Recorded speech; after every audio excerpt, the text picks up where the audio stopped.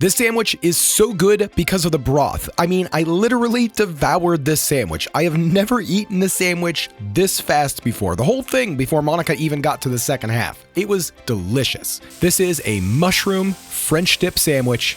Let me show you how to make it. Now, if you don't know, a French dip sandwich is traditionally a roast beef sandwich that's made on a French roll. It originated at Philip the Original in LA, supposedly. There are a few restaurants that make the claim of original. The bread is dipped in a consommé. It's dipped in the beef broth from roasting the beef.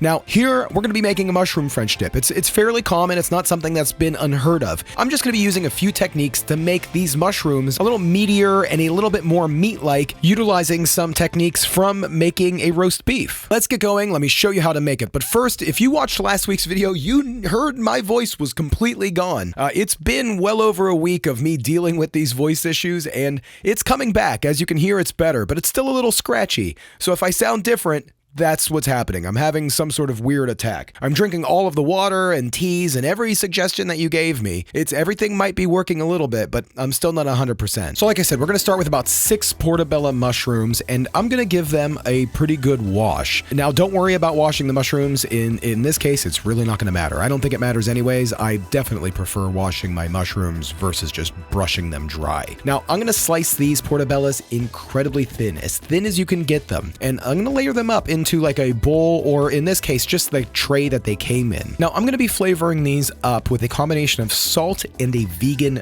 beef seasoning. Now, this is a beef seasoning from Plant Basics over at fakemeats.com, which is today's sponsor, but more on that later. Now, we're gonna do this layer by layer, and we're just gonna be using a very small amount of salt on each layer, like a tiny little pinch, and then a tiny little sprinkle of the beef seasoning. This is gonna create like a flavor osmosis. The salt is gonna draw the moisture out of the mushroom while kind of tempering the mushroom, making it a little firmer, while also allowing that beef seasoning to get hydrated and flavor up, kind of pulling back into the shroom, creating a nice salty, meaty tasting shroom. It's gonna be pretty nice. Now at this point, we're gonna press some of the mushrooms. I'm gonna use a cast iron skillet to press it, but then you can also just press the subscribe and like button if you want. That would be great. That will really help. Thanks for subscribing. And now we're gonna move over to the oven with a large Dutch oven, and we're gonna start by making our own mirepoix. Now this isn't like a traditional mirepoix where, you know, we're going to be roasting these vegetables slow. Traditionally, you wouldn't brown anything. And for this, we are going to be browning the onions a little bit.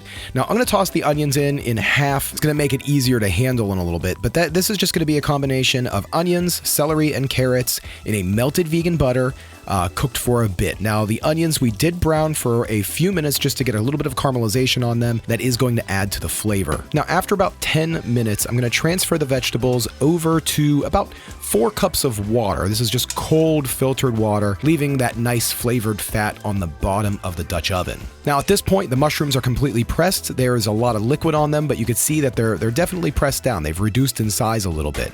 Now, I'm going to pour off that excess mushroom meaty liquid into our water vegetable broth here, which is going to kind of overflow it. That's no big deal. And then just toss the mushrooms right into the Dutch oven to start cooking. And now we're just going to cover it with some seasonings. I'm going to be using about a half teaspoon of thyme, cloves, a dash of sage, a little bit of oregano, and nutmeg. And then I'm just going to kind of break this up and sprinkle it all with some black pepper and allow this to cook. Now, this is going to steam for quite a bit. There's still a lot of liquid left in these mushrooms, and we want it to pretty much mostly cook out. I would say let these mushrooms cook for at least 15 minutes, which is plenty of time for me to tell you about today's sponsor. Fakemeats.com is the place to go for all of your fake meats needs, including their new plant-based seasonings. These are powdered seasonings that go great with just about anything and make just about everything taste like chicken, beef, or ham. You can use the plant-based seasonings to make like a broth, kind of like how I'm doing in this video, or just top it on things while it's cooking. Also, what I'm doing with the mushrooms here. They have pretty simple ingredients, and they go great with the plant-based crumbles, chunks, the plant-based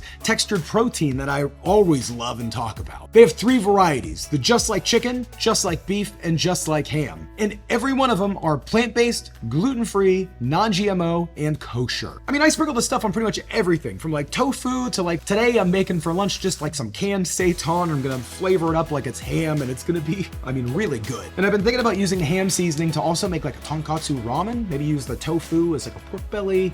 Yeah, I mean, ultimately it's gonna come out fantastic with this stuff.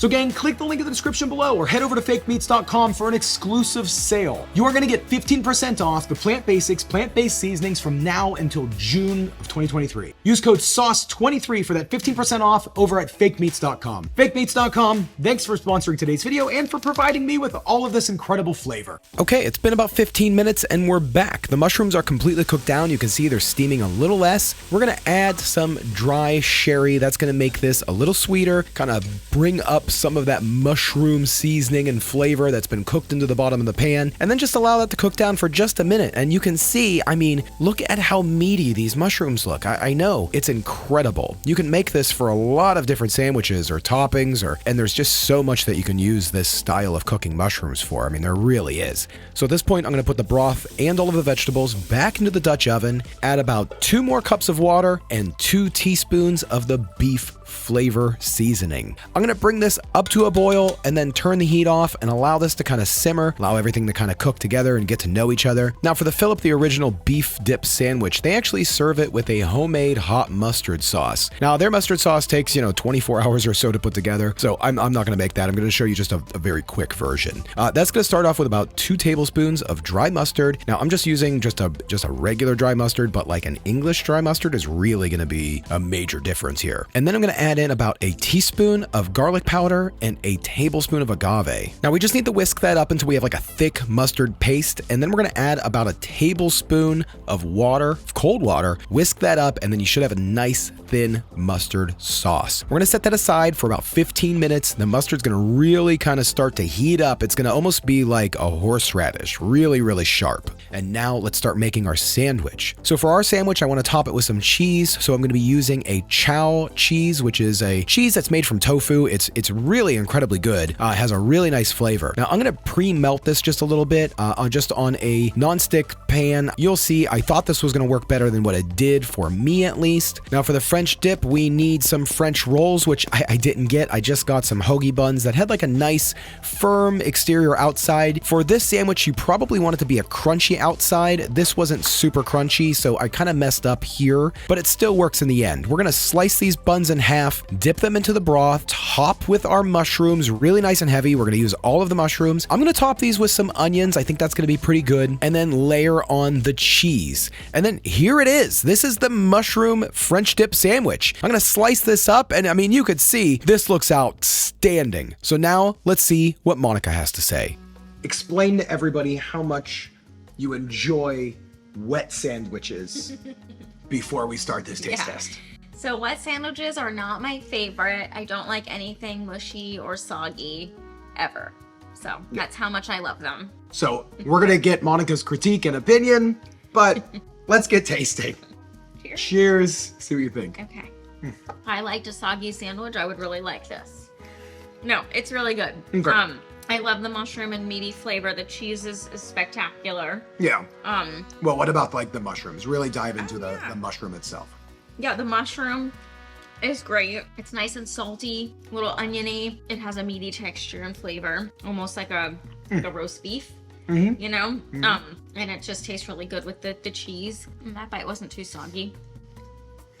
Yeah, it's pretty good. Yeah, meaty, right? I mean, it's like super meaty. Like for the mushrooms, I mean, the mushrooms came out perfect. Okay, so here, this is gonna be a little spicy, like horseradish. Okay. It's not horseradish, but. Yeah, that was really good. I love that spicy flavor. Yeah. It's very horseradishy. Yeah. I know. It's just mustard. Almost like, almost like wasabi. Yeah, yeah. It adds that like wasabi-ness to it. Yeah. Oh, I really like this. I'm even eating it, even though I don't like soggy things. Very much enjoying it. I made yours a little less soggy. Okay. Yeah, I noticed that some bites were less soggy. Yeah, this is very good. I love it. Right? And I love it with the spicy flavor. Traditionally, you would take your sandwich and dip it in. Yeah. You want me to try that? You don't have to. I'll just do a little dip. Yeah, give it a little dip. Give it a little dip. Give it a little dip. Originally, but I'm gonna do just a little of the mustard on top too. just a little some dip. mustard on. Yes, just right on that side where I dipped it. Boop. Oh, that might have been too much. That's okay. Okay. Okay, here we go. Okay. This is how I do it. I mean, this is so good. That was a great flavor. That was a little too soggy for me. So I like it just kind of like slightly flavored with it. Yeah, so I mean, like, But if I was a dipper, I would love that. I just finished the whole sandwich. I am. It's really good. Mm-hmm. Walker wants it. I know. Good boy. You're such a good boy. No, that was great, honey. These Yeah. mushrooms are awesome. Yeah.